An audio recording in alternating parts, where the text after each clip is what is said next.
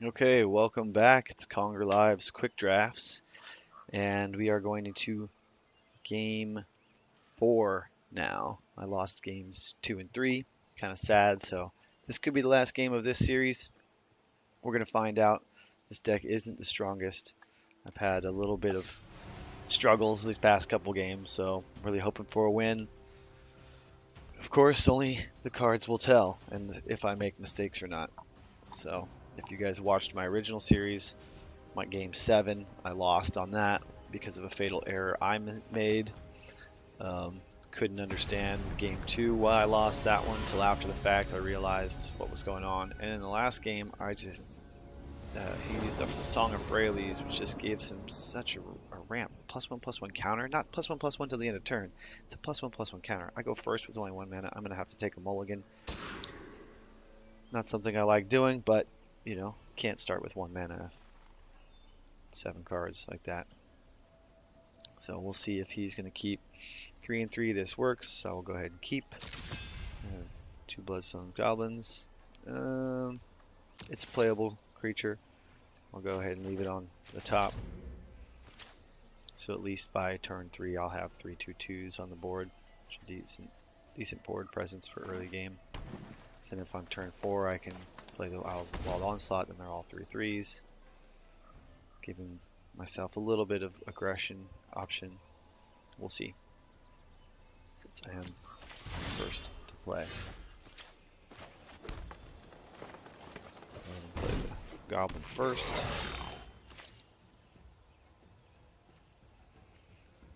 Of course, this is an 8 for a kicker cost, so I will not be kicking it. Likely. You've got some flexibility there and an extra few life points. Oh my goodness. 2 compasses. Gives him all the flexibility he wants. So, and I was wrong about 3 2/2s by turn 3 because of course I couldn't play one on turn 1. My head's a little out of it today apparently.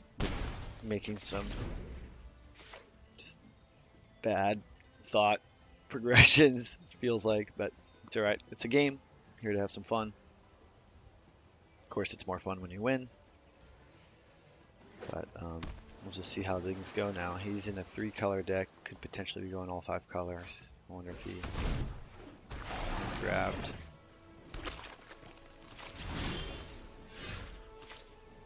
the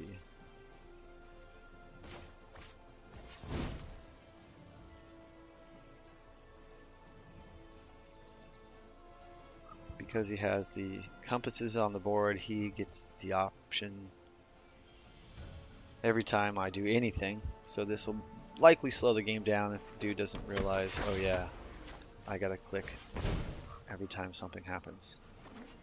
Yeah, so he realized. I'm gonna go ahead and swing with both my 2/2s.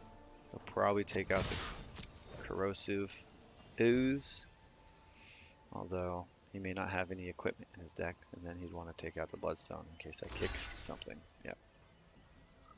Because he doesn't want to see that +1/+1 menace coming his way.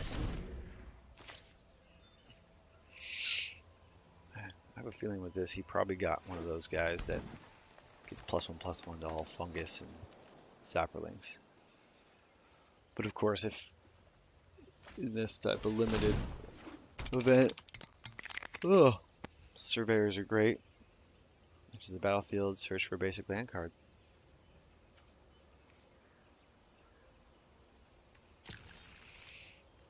So he's looking good on mana.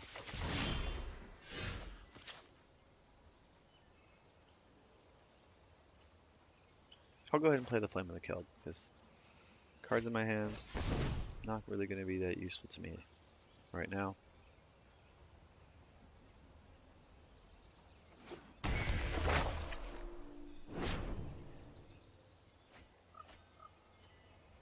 I'm just looking for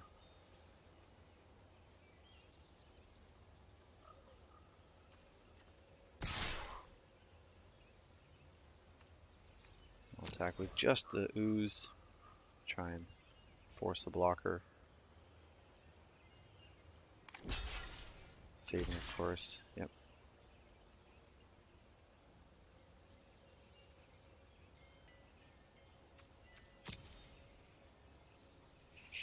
Sure, we'll kill the sapling first. I don't really know if it matters that much.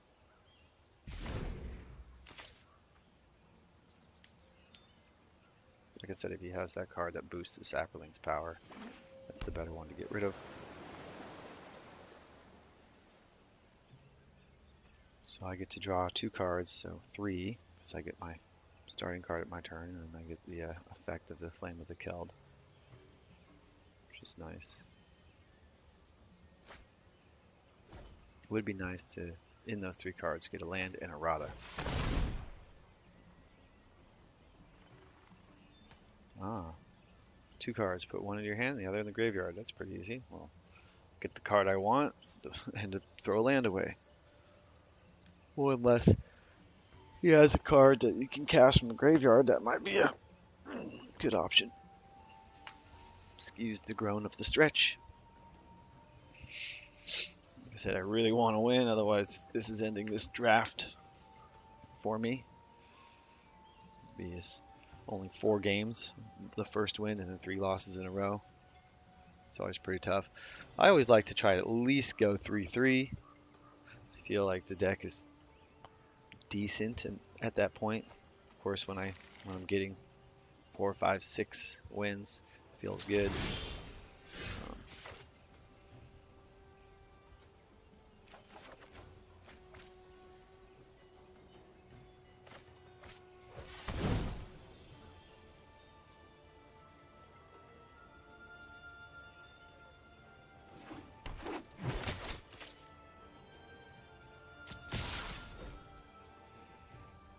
We're definitely going to get at least 2 damage in. There we go. He's like, I gotta save 1 to stop when he attacks with the Flame of the Keld next round. So hopefully I draw a land. The Warcry Phoenix can jump in, because with the haste, that's just another 4 damage to its face. This with the trample, though. He got Muldrotha. Oh my goodness, I should have seen that coming with those 3 colors.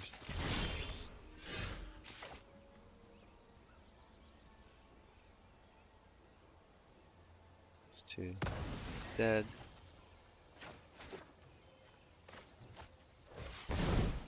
I'm definitely gonna full swing. Permanence does he have in his graveyard? It doesn't say without paying its mana cost, does it? No, so he does have to pay for it. I do understand he's going to block Holler with Muldrotha, which is fine. Muldrotha will only take 5, so should stay on the board. Got no other way of doing extra damage.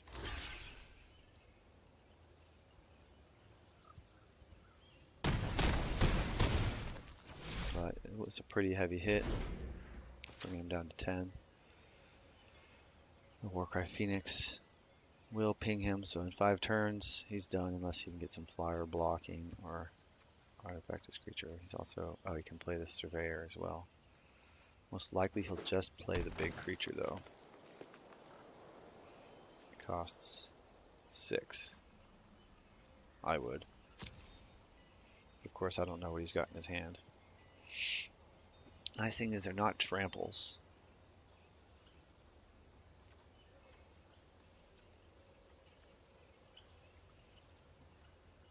Unfortunately, I just don't have the mana or the big bodies. I mean, if I do get the bodies, I don't have the mana. If I get one of my big body creatures, I only got a couple of them in this deck. Like I said, it's just, this deck's just mediocre. And of course, he was able to get his Muldrotha out, which is nasty. I already used my Eviscerate while I threw it away. 0-4 toughness. It's a defender now. So I need to draw the green card that destroys an enchantment for me to be able to get damage in. That's good. He's in good shape. Is he going to attack me for 6? Full drop it? I'm just going to leave her up as a...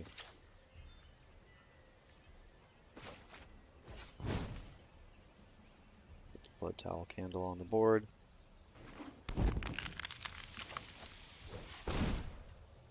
when I do get to 6th land, if I can do that before I'm dead. And he wants to block with Muldrotha.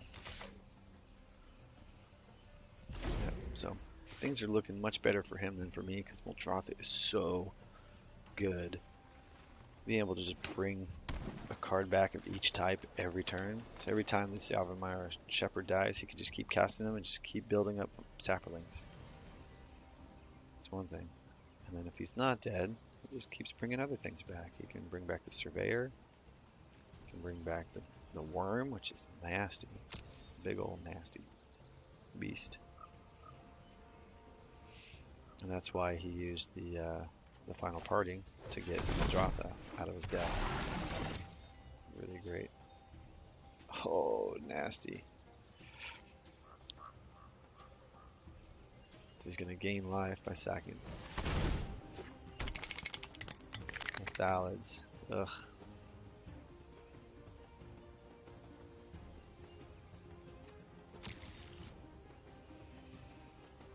Yep, he's going to beat me. This is probably the last game, folks. Sorry. Yep, Jaya Zafirna's no good because I don't have Rada. I was thinking it was a bad call leaving that in without Rada. I mean, I got 2 Radas in the deck, but just not good enough. I do have Hauler, but Hauler's dead. So, that's all, folks.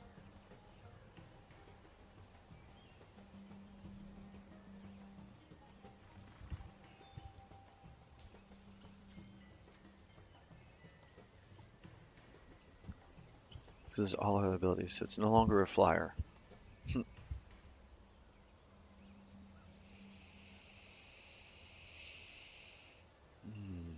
Yeah, Muldrotha is just really good. Oh my goodness. Some players probably would have quit already, but I let it play out. You just never know what's going to happen. But of course, looking at a big board like that with my little dinky board, definitely not looking good for me. My goodness. So I have to get rid of Muldrotha. If I can't, he can just keep bringing anything else I kill back. Uselessness.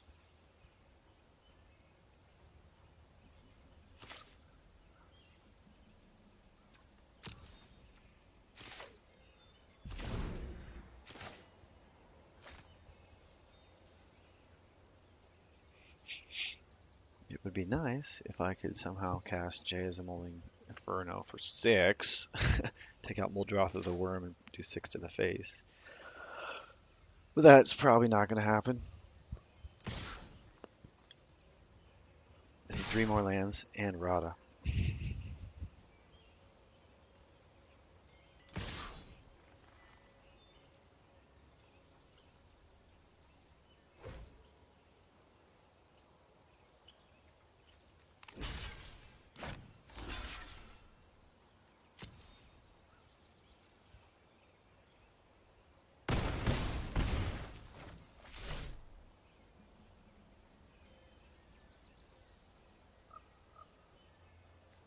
Oh, you can just play an enchantment. It'll shrink one of my other guys.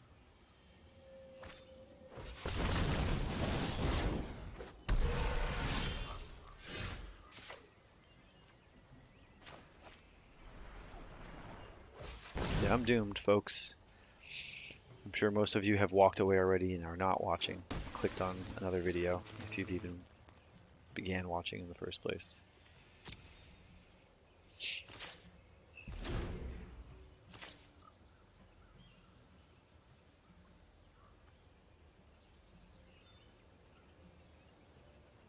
Hampus the Wise.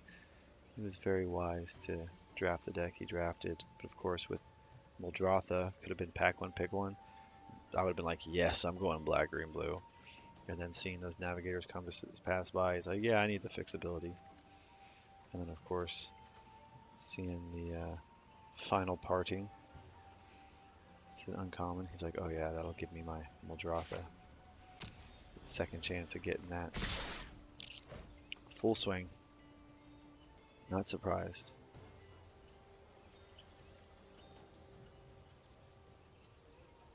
One of these is trample, right? No. So.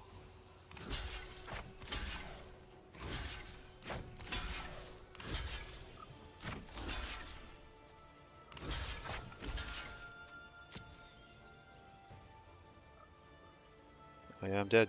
Exactly 15. He doesn't even have to sack and pump the omnivore.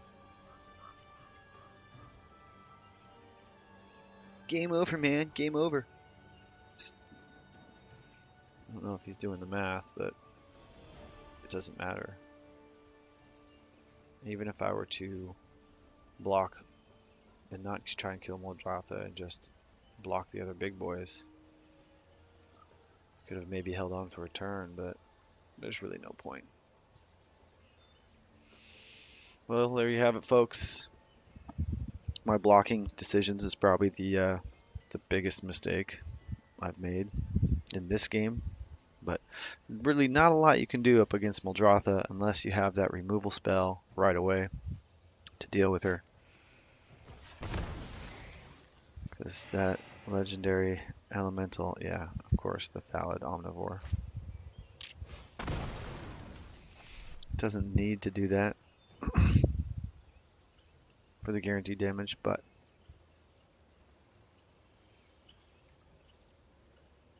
it's definitely all she wrote.